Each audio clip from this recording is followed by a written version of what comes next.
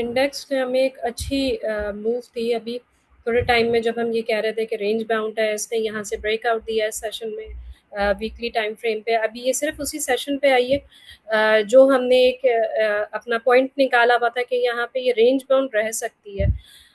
यहाँ से ऊपर आके जैसे ही इसने ब्रेकआउट दिया 182 के बाद से, वीकली टाइम फ्रेम की बात कर रही हूँ मैं, यहाँ से वापस इसमें सेलिंग आई है और एक अच्छी बेरिश कैंडल बनी है जो कि नीचे आती हुई नजर आ रही है।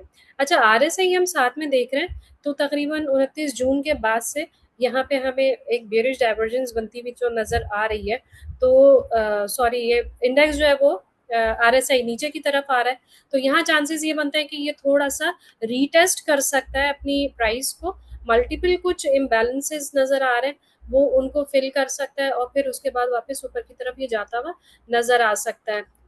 इसके साथ जब हम डेली टाइम फ्रेम पे इंडेक्स को देख रहे हैं तो हम ये देखते हैं कि ये एक जोन बहुत इंपॉर्टेंट जोन बना हुआ था जहाँ पे मोमेंटम थोड़ा वीक हुआ, कैंडल्स थोड़ी सी कमजोर सी और छोटी छोटी बनती हुई नजर आई, लिक्विडिटी डेवलप ज्यादा होती हुई नजर आई और बाय साइड लिक्विडिटी बनती हुई नजर आई। तो उम्मीद यही हो सकती है कि आने वाले दिनों में ये थोड़ा सा नीचे आ सकता है तकरीबन 176 से 176.9 के दरमियान। ये जो मैंने ब्लॉग बनाया यहाँ पे हमें करेक्शन नज़र आ सकती है। इसके साथ साथ ये तकरीबन 172 और 174 का जो गैप है वो भी फिल कर सकता है। बहुत कम चांसेस ये हैं कि ये जो एक चैनल इसने बनाया हुआ है पैरेलल, उसको ब्रेक करता है। ज़्यादा कोशिश यही होगी और चांसेस ये होंगे कि ये इंशाल्लाह ऊपर की तरफ जाता हुआ ही नज़र आएगा।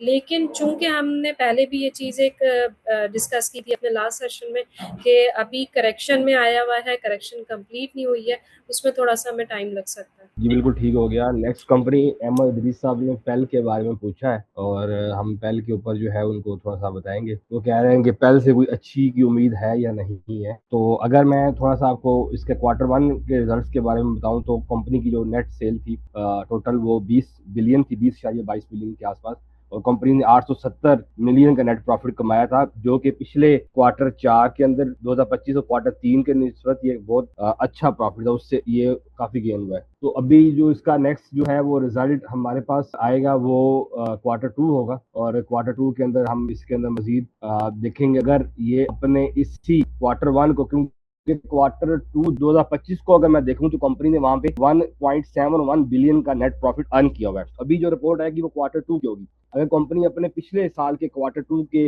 अगेंस्ट अच्छे नंबर डिस्प्ले कर देती है तो आप इस शेयर के अंदर एक अच्छी मूव देखेंगे इंशाल्लाह। बट जैसे अभी रिसेंटली हुआ साजगार के ऊपर हुआ, मैं जस्ट आपको एक कोड का देता हूँ। जैसे अभी रिसेंट साजगार के साथ ये हुआ कि साजगार के नंबर्स अमूमन अच्छे आते हैं, एक्सपेक्टेड यही होता है कि उसके अंदर नंबर्स अच्छे आए। तो क्या हुआ कि नंबर अच्छे नहीं आए तो साजगार को एक पुल बैक मिला, जो कि एक अच्छी कंपनी, ग्रोइंग कंपनी के लिए एक अच्छा होता है कि आप, कुछ लोग ऐसे होते हैं जिनके लिए एंट्रीज वहां पे नहीं बनती तो उनके लिए एक एंट्री का मौका बनता है। अहमद इदरीस साहब ने एयर लिंक बताया। अहमद भाई, मैं आपको एयर लिंक का भी साथ बता देता हूँ, जब तक मिस वारा नहीं आती तो फिर वो टेक्निकली चार्ट के ऊपर भी आपको देख के बता देंगी। एयर लिंक अच्छी कंपनी थी टेक्नोलॉजी सेक्टर के अंदर। एयर लिंक और सिस्टम ये दोनों आजकल एक ही प्राइस के आसपास जो है वो भटक रही हैं। अगर मैं क्वार्टरली रिजल्ट्स की बात करूं, अभी जो क्वार्टर रिजल्ट 2026 का तीसरा क्वार्टर था, कंपनी ने 480 मिलियन का नेट अर्न किया था, जो कि पिछले क्वार्टर में से बहुत कम है। पिछले क्वार्टर वो नेट प्रॉफिट जो है वो अर्न किया, बट अभी कंपनी ने 480 मिलियन का नेट प्रॉफिट अर्न किया, तो जिसकी वजह से एक पुल बैक भी मैंने बताया। अभी नेक्स्ट जो हमारे पास क्वार्टर आएगा उसके अंदर अगर हमें नंबर्स अच्छे मिलते हैं, क्योंकि मैंने भी जैसे पीआर का आपको मिसाल दी कि शेयर के अंदर क्या होता है स्टॉक मार्केट के अंदर कि जब नंबर्स अच्छे मिलते हैं कंपनीज को तो कंपनी वहां पे आपको अच्छी मूव देती हुई नजर आ रही होती है। तो जैसे Q4 2025 में कंपनी ने 1.38 बिलियन का जो है वो नेट प्रॉफिट अर्न दिया था। पिछले साल की बात करूं, एनुअल रिजल्ट्स की बात करूं, तो उसमें क्या था, कंपनी ने एक अच्छी मूव दी थी हमें। एयरलिंक जो है वो 170, 176, 180 के आसपास भी नजर आया था, क्योंकि एनुअल रिजल्ट 2024 में एयरलिंक जो है वो 3 बिलियन का नेट प्रॉफिट था। 2025 एनुअल रिजल्ट में कंपनी ने 3.44 बिलियन का जो है नेट प्रॉफिट अर्न किया था। इस बार आप पेल का चार्ट आप खोलें, बट अभी क्योंकि एयरलिंक का चौथे क्वार्टर का रिजल्ट, और अगर मैं पिछले 3 क्वार्टर लूँ,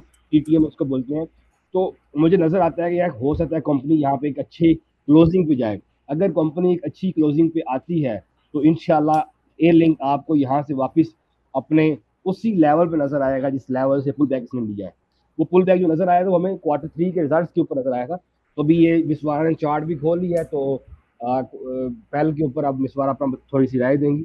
जी मिसवारा। जी सर, पेल में हमने वीकली टाइम फ्रेम पे हम देख रहे हैं कि एक मेगाफोन फॉर्मेशन बन रही है और अभी ये उसके तकरीबन सेंटर में एक कंसोलिडेशन फेज में हमें ये मूव करता हुआ नजर आ रहा है। मैं इसको थोड़ा सा बड़ा कर दूं, कुछ दिन पहले की हमारी इसमें कॉल भी थी और फिलहाल ये अपने डिमांड जोन पर मौजूद है और आज की वीकली कैंडल को देख के तो लग रहा है कि हो सकता है कि ये हमारा स्टॉप लॉस हिट कर लेता है। साथ साथ अगर हम वीकली टाइम फ्रेम पे देखें तो हमें थोड़ी सी डाइवर्जेंस भी बनती हुई नजर आ रही है और इसके साथ साथ वॉल्यूम एकदम से हमें ड्राई होता हुआ नजर आया है। तकरीबन 21 जून के बाद से यहाँ टाइम वॉल्यूम सस्टेन हो गया था। इसने अपने लास्ट लो को ब्रेक करने में ये नाकाम रहा था, जहाँ पे एक इंडिकेशन ये बन जाती है कि अब प्राइस थोड़ी सी करेक्शन की तरफ आ सकती है। यहाँ चांसेस ये है कि इन केस अगर ये स्टॉप लॉस को हिट करती है तो ज़्यादा चांसेस ये बनेंगे कि जो यहाँ पे एक गैप हमें बनता हुआ नजर आ रहा है तकरीबन 36 टू 37 के दरमियान, कुछ चांसेस यहाँ पर भी मौजूद आने के हिट करने के चांसेस बन रहे हैं। डेली टाइम फ्रेम पे हम देख रहे हैं तो हमें वॉल्यूम राइड नजर आ रहे हैं, सेलिंग प्रेशर बनता हुआ नजर आ रहा है, आरएसआई करेक्शन की तरफ नजर आ रहा है, जो इस बात को क्लियरली इंडिकेट कर रहा है कि अगर यहाँ से हमें रेजिस्टेंस ये स्टॉप लॉस में यहाँ पे तकरीबन उन्हीं लेवल्स को जो है ना ये यहाँ हिट कर सकता है, क्योंकि यहाँ पे एक बहुत बड़ा हमें एक गैप नजर आ रहा है। अगर इनमें इस लेवल पे किसी की एंट्री है तो वो डेफिनेटली 42 के करीब अपना स्टॉप लॉस रखिएगा। इसको यहाँ से वैल्यू ब्रेक होती है, थोड़ा सा आप वेट करेंगे कि अगर ये इसको सस्टेन कर लेता है, यहाँ से एक आध दिन के बाद ये ऊपर की तरफ चला जाता है तो फिर तो बेहतर है कि इसमें मूव एक अच्छी बन सकती है। लेकिन चूंकि हमें कल की कैंडल, फ्राइडे की कैंडल में अच्छी स्ट्रॉन्ग बेरिशनेस नजर आ रही है, तो हो सकता है कि ये अपने पिछले जो लेवल्स हैं यहाँ पे भी हमें एक गैप नजर आ रहा है 41 टू 41.8 के करीब, यहाँ से भी रिटेस्ट होने के चांसेस हैं। और अगर इस लेवल को ब्रेक करता है तो फिर ये और नीचे आ सकता है, जो कि एक बड़ा गैप है।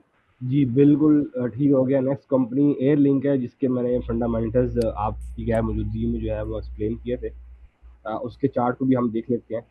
और तो एम भाई, नेक्स्ट जो रिपोर्ट है वो भी एयर लिंक, क्योंकि रिजल्ट का सीजन है तो नेक्स्ट रिपोर्ट भी एक्सपेक्टेड है। अगर ये जो रिपोर्ट होगी ये Q4 होगी और Q4 में कंपनी अगर अपने उसी एनुअल रिजल्ट्स को मेंटेन करती है, ग्रो करती है, तो हमें इसमें एक मूव नजर आ सकती है फंडामेंटली। अब टेक्निकली हम चार्ट की बेस पे देखते हैं। जी मिसवारा। जी, ये तकरीबन एक उस तरह देखेंगे तो एक ट्रायंगल पैटर्न बन रहा है और अगर हम इसको थोड़ा और सही तरीके से देखते हैं तो ये एक बुलिश पेनेंट पैटर्न की तरफ भी फॉर्म होता हुआ जा रहा है, चूंकि ये एक ट्रायंगल में कॉइल होता हुआ जा रहा है।